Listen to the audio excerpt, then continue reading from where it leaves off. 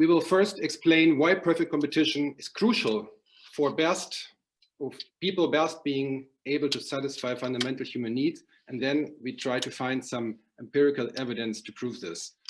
Actually, perfect competition is a utopian situation in which an infinite number of small and medium-sized producers encounter an infinite number of consumers that try to best satisfy the consumer needs. This is like a small-scale economics or human-scale economics. And the long-term equilibrium in perfect competition is even magic. Because of the competition, they enter more enterprises in the market, prices go down, they go down as much as possible. At the minimum, they go down as much down as they come to the minimal level of the total cost curves. That means there's no cheaper or more efficient way to produce. That means that we have good products, best products at best prices. And not only this, since the prices are at the minimum level of the total cost curves, that means enterprises don't have great gains. They gain almost nothing. We say they gain only the opportunity cost of the production factor invested. This means everyone gains according to his or her effort. This is magic. So best product at best prices, what we call allocative efficiency, and also everyone gains according to their efforts, which produced social justice. That would even mean that a employer would not necessarily gain more than the employee, at least, or if he gains more, it's because he works more, he works maybe the weekends, has invested more capital, more knowledge, but he only gains so much more as he invested more production factors. And since the consumer can choose between many products and the producers can enter and leave the markets, we have liberty. So what's the problem? The problem is that we are usually very far away from perfect competition. We have structural market imperfection like monopolies, collusion, unfair competition, and the governments do not take up their role as they should to fight against the monopolies or the collusion or unfair competition, especially in Chile. I believe, or I have the feeling that here's a kind of misunderstanding of the concept of free markets as markets freed of any regulation. They think that markets regulate themselves, when in fact, governments have to take up a role to assure competition. But even in countries like in Germany, in Europe, where there's a lot more vibrant competition than in Chile, many people are upset because of the inequality and the unsustainability. In my opinion, this has to do with the lacking monetary neutrality. This is one of my favorite topics. I've written 4 book chapters together with Manfred Max Neef on this topic, actually. I will just mention it a little bit here. Imagine we have a bank account and you put like $100 on a bank account. After some times, this amount will have doubled with interest and compound interest. So $100 will be 200, then 400, then 800. So the bank account will grow exponentially. This is even true for the whole of the economy if you withdraw the money, because it will end up some other bank account and generate interest. All bank accounts taken together, which is the money supply, grows exponentially, which we see here for the US, and we can see this in any other country in the world if we only take the time period long enough. And since there's no interest without debt, the total debt has to grow in the likewise manner. And here we see the total debt of the US exactly the same. It has to be the same since there's no interest without debt. This is a mathematical logic, and for some reason this is not well understood in economics. Already Frederick Soddy used to point out money is a credit-debt relation from which none can effectually escape. And the problem here is that this produces inequality.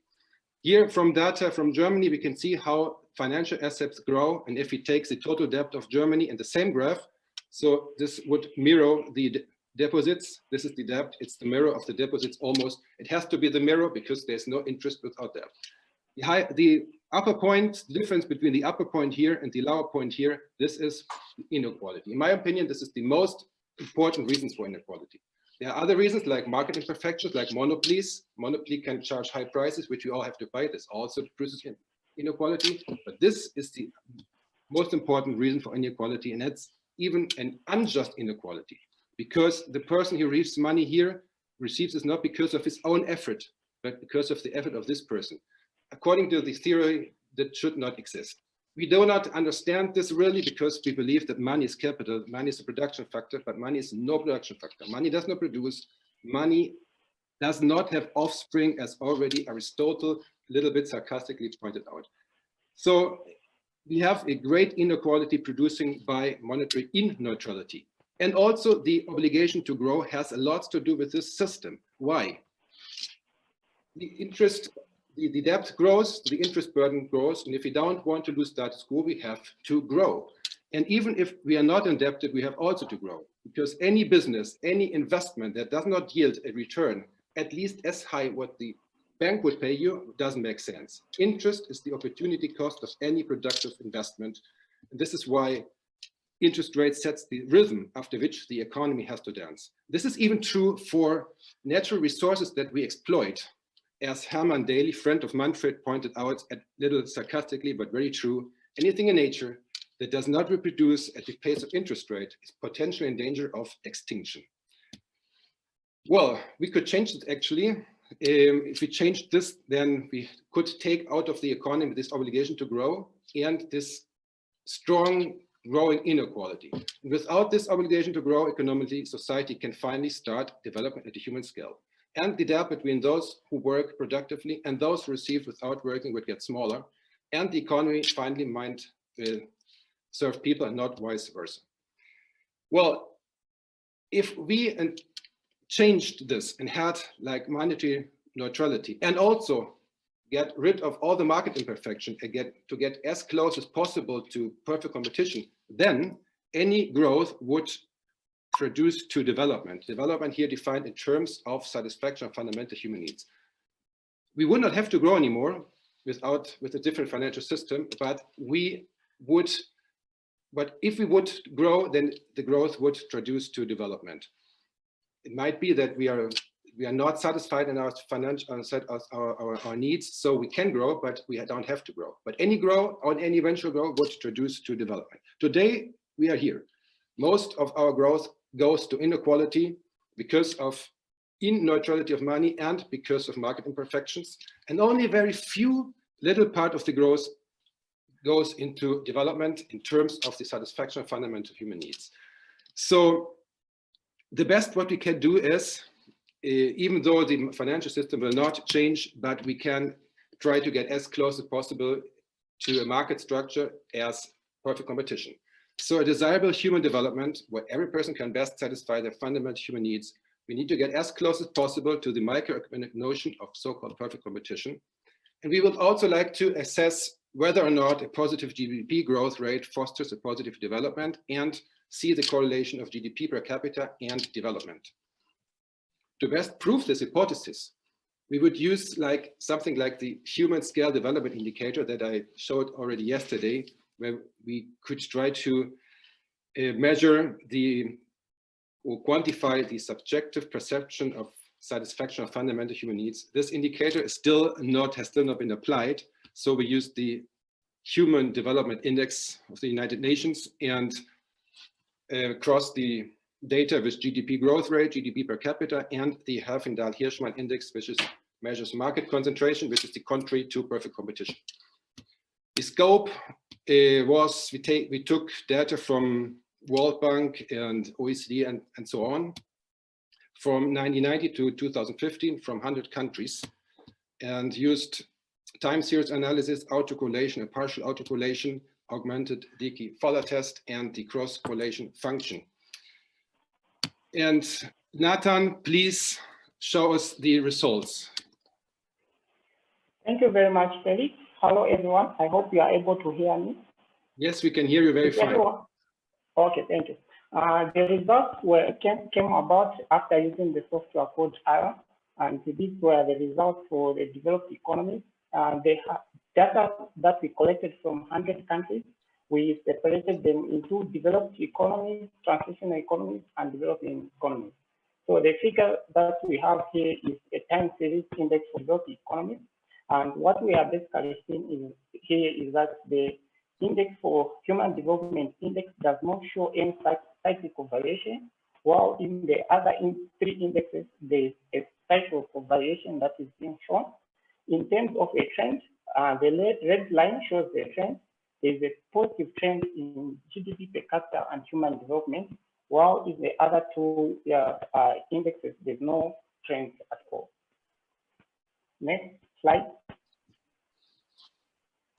In the economy, five minutes. in the economies in transition, the Human Development Index doesn't show a trend, while the other three economies, they show a trend. And it is positive in the GDP per capita and human development, while in the other the indexes, it is negative. Next slide. Then when we come to the developing economies, the human development economies, as usual, it doesn't show any cyclical variation, while the other indexes, they show cyclical variation. In terms of the trend, it is positive under GDP per capita and human development. The other two indexes, it is negative. Next slide. Next, when we come to autocorrelation shows the analysis between two data from one year to the other if there's dependence between the two data. So we have autocorrelation and partial correlation. And when we look at the developed economies, on the partial autocorrelation side, on all the indexes, there's some form of dependence up to a certain lag in all the three economies, that is the developed economies, economies in transition, and the developing economies.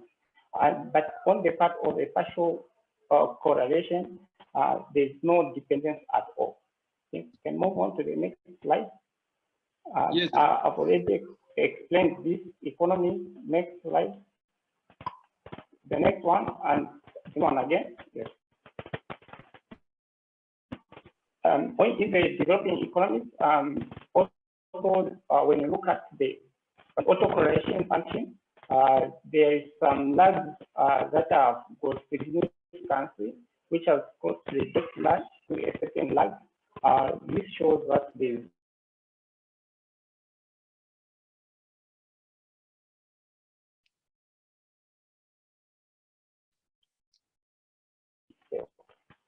Hello. the next slide. Next slide. Then when it comes to the correlation between GDP growth rate and human development in developed economies, it shows a negative relation. And this applies to economies in transition and economies that are developing. So we can move on to the next one. So here we also see a negative relationship between GDP growth rate and human development.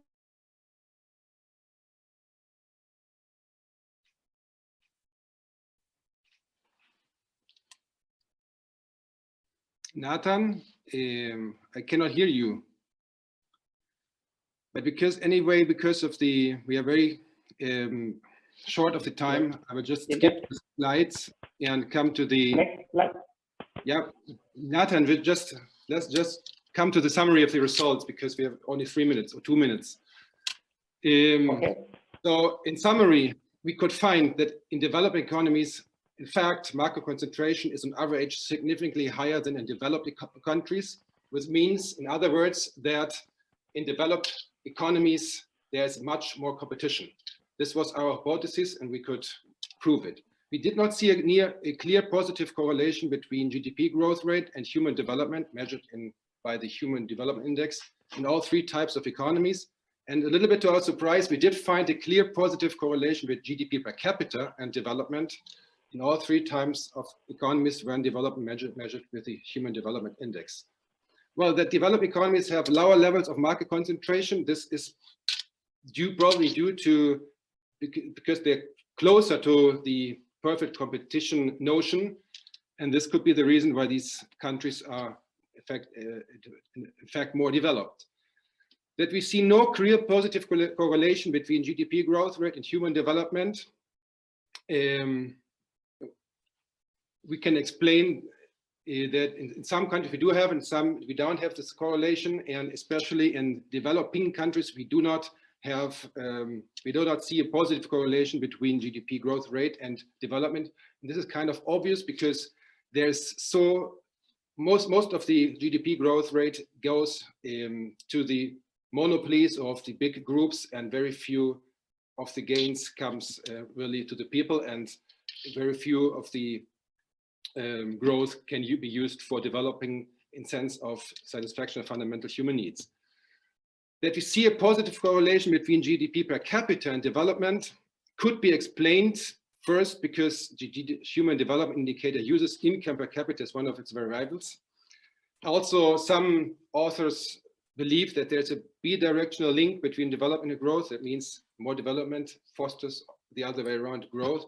Well, and actually, in fact, it's obvious, because even though we have a market structure that makes that most of growth goes to inequality, some of the growth can be used for development in terms of satisfaction of fundamental human needs. So in the long run, and in countries with higher GDP per capita, this part is also higher. So yes, we see a positive correlation between GDP per capita and development.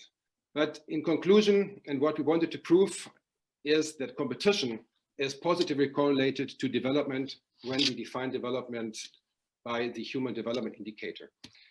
So policy recommendations: governments should play an active role to promote competition and effectively enforce and applying competition law and reducing market concentration. So especially in Chile, we could, for example, stronger than now help give financial and administrative help for startups. So we have competitions, better competition between the firms that we have more medium, small-sized enterprises that give some competition to the big ones.